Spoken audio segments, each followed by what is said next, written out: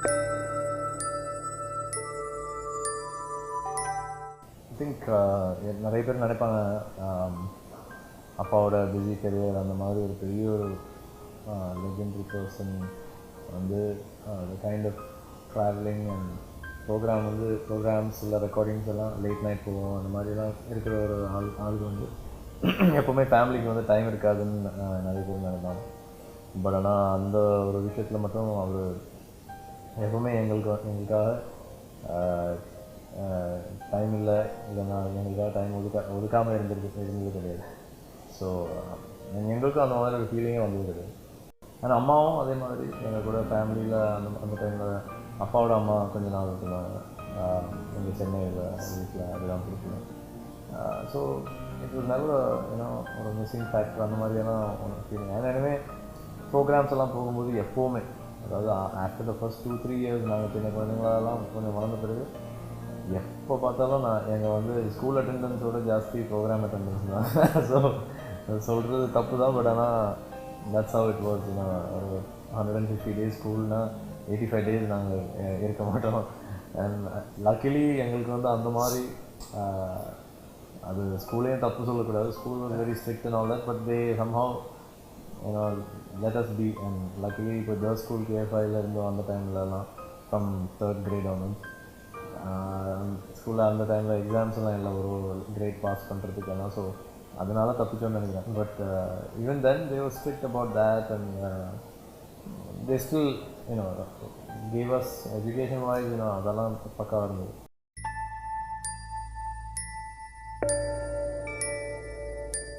I think like any other child ஒரு celebrity ஒரு ஃபாதரோட பிள்ளைங்கன்னு அந்த மாதிரி ஒரு திங்கிங்கே எங்களுக்கு கொடுக்கவே இல்லை.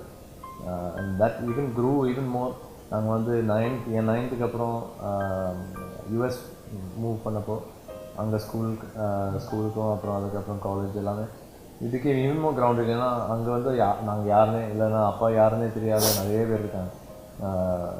ஈவன் சில இந்தியன்ஸ் வந்து only south Indians and maybe few north Indians தெரியும், தவிர நாங்கள் யாருன்னு யாருக்கும் தெரியாது. So we were normal there. We were just like anybody else. இங்கேயும் நம்ம அப்படி தான் இருக்கோம். That's what we learned growing up. So I think that is what the gift that he given எங்களுக்கு கொடுத்த ஒரு gift என்னென்னா the fact that நம்ம எங்கேயோ இருக்கோம், இல்லை நம்ம மற்றவங்களை விட மேலே இருக்கோம், அந்த மாதிரி ஒரு சிந்தனையில் வளரக்கூடாது, வாழக்கூடாதுன்னு தான் அவர் எப்பவுமே சொல்லி கொடுத்துருக்காரு.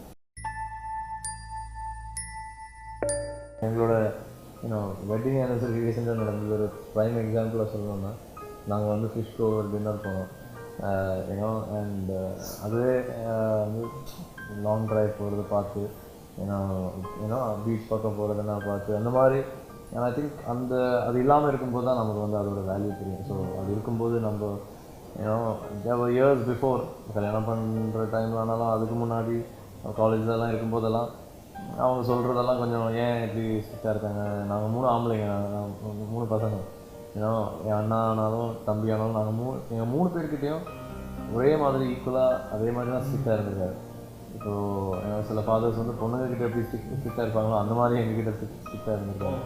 So that's only because it come up in அவ்வளோ ஸ்ட்ரிக்டான ஒரு பேக்ரவுண்ட்லேருந்தும் ட்ரெடிஷ்னலான வெரி சிம்பிள் பேக்ரவுண்ட்லேருந்து வந்ததுனால he is all the more very careful. நாங்கள் பைக்கெல்லாம் ஓட்டக்கூடாதுன்னு சின்ன வயசுலேருந்து எங்ககிட்ட ப்ராமிஸ் எல்லாம் வாங்கினாங்க. ஸோ இந்த மாதிரி விஷயம் அண்ட் எங்களுக்கு வந்து because of seeing him maybe எங்களுக்கு வந்து லைஃப் என்ஜாய் பண்ணுறது ரொம்ப we enjoy இப்போ ஃப்ரெண்ட்ஸ் கூட டின்னர் ஆனாலும் பார்ட்டி ஆனாலும் எல்லாம் பண்ணுறோம். But we don't need to necessarily smoke, drink to enjoy all this. அது வந்து எங்களோட சுற்றி இருக்கிற ஃப்ரெண்ட்ஸுக்கு எல்லாருக்கும் தெரியும். And that is something that you do all that, but know where that limit is and all that. So we've had, luckily we've been given the freedom for at least அந்த மாதிரி விஷயங்கள்லாம் புரியாது.